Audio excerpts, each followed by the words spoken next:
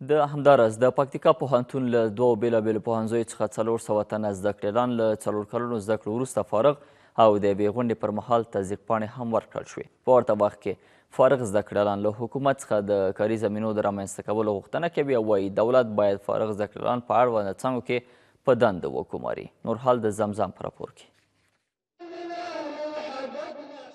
د پکتیکا مرستیال والي د غونډې په مهال په زده کړیالانو غږ وکړ چې شته نظام په ډیرو قربانیو لاسته راغلی او تاسو د دې نظام د بقا لپاره په علمي برخه کې اوږه ورکړئ. په افغانستان باندې په لکونو انسانانو قربانۍ ورکړې دي او بیا دغه نظام راغلی ده. دغه نظام ته خدمت وکړي، ولس ته خدمت وکړي، په کامله معنا خدمت ورته وکړي.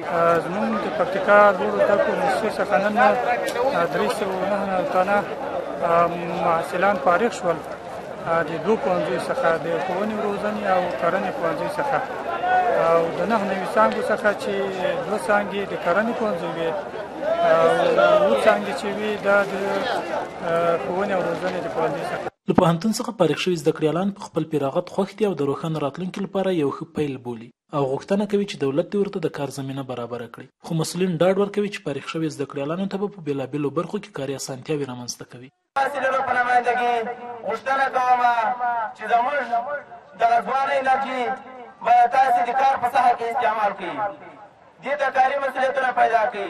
په ګمارنو کې په دولتي چوکاټ کې د امارت په چوکاټ کې هغه خلک راولي چې هغه مسلکي او له دندې سره معیاري او دنده باندې ښه پوهیږي. نو بناءً همدغو زده کړیالانو ته همدغو د پوهنځیو د پوهنتون فارغینو ته موږ ډیر اشد ضرورت لرو. په ورته مهال د پکتیکا اوسیدونکي او دیني علما وایي د دیني علم ترڅنګ عصري علم د اوسنۍ نړۍ یو ضرورت دی او له نړۍ سره د سیال کېدو لپاره باید په دغه برخه کې په کارپوه او مسلکي کادرونه ولرو.